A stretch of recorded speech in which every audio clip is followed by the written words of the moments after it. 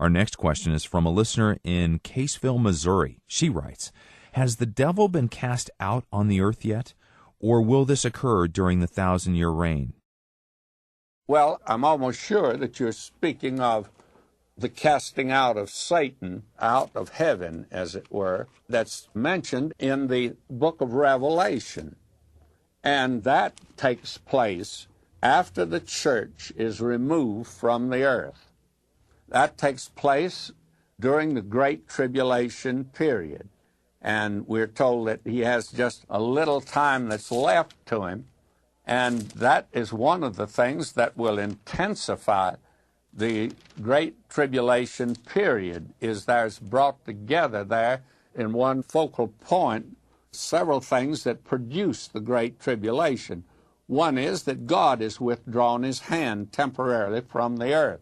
The Holy Spirit has been removed as one that restrains evil, and he's no longer doing that. He, I think, is still regenerating man, but not into the church, but into that company of Gentiles and the nation Israel that will be saved during the time of the Great Tribulation and also during the time of the millennium. After all, the millennium is a time of testing of mankind under rather perfect conditions, but the Great Tribulation is an awful period of time.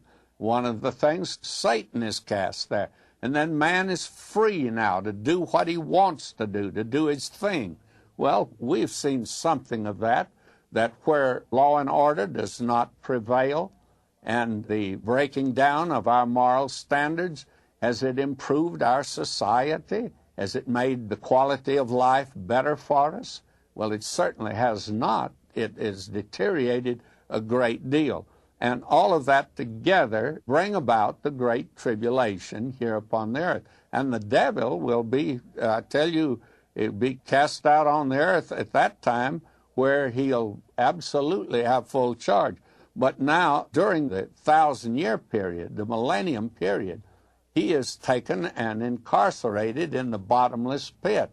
Now, that contributes to the millennium being such a wonderful place, is the fact that on the earth at that time, it'll be a marvelous place to be because Satan is removed from the scene there temporarily.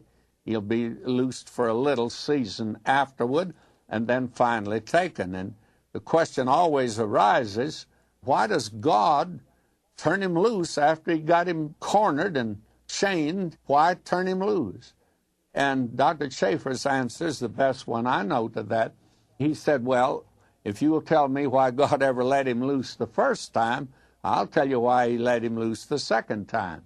And apparently for the very same reason, whatever that might be. And I think that it all goes back to the rebellion that took place long before man appeared here on this earth.